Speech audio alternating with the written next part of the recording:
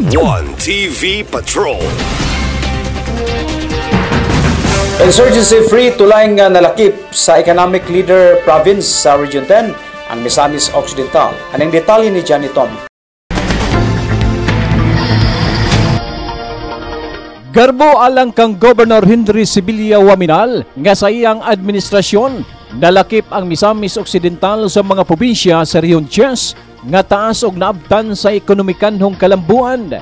Sa mensahe nga gipadangat sa gobernador atol sa ayuda para sa kapos ang kita program payout nga usa ang mga dakong hinungdan kun nganong taas og naambakan sa kalambuan ang probinsya gumikan sa hingpit nga pagkasulbad sa insurhensiya.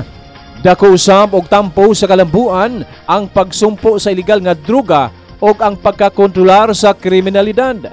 Sa iyang administrasyon sa probinsya, 100% ang suporta sa gobernador sa kampanya batok sa insurgency o kriminalidad. Gumikan kay dako kini og epekto ngadto sa mga investor o mga turista og wala siya masayop gumikan kay nagbunga na. Pinagiusab sa suporta sa kagabanang nasyonal, labi na sa administrasyon ni Presidente Bongbong Marcos o kooperasyon sa mayurang Misamisnon, iyang paninguhaon nga wala gayoy bisan usa nga Misamisnon nga mabiyaan. In our pursuit of peace and order, we have seen how vital government support is in stabilizing communities. Misamis Occidental, where we have worked so hard to bring peace and development, stands as a prime example of how coordinated government action can transform lives.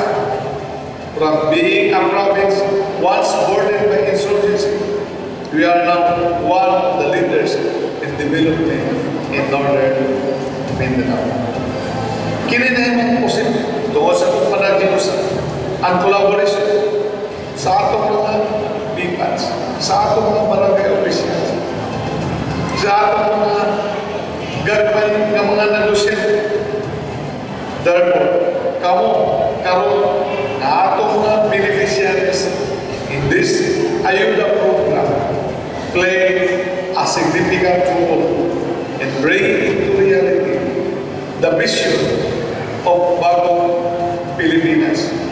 And in our locality, the vision of Ascenso Misamis Occidental. Alang sa 1TV Patrol, Johnny Tommy, reporting.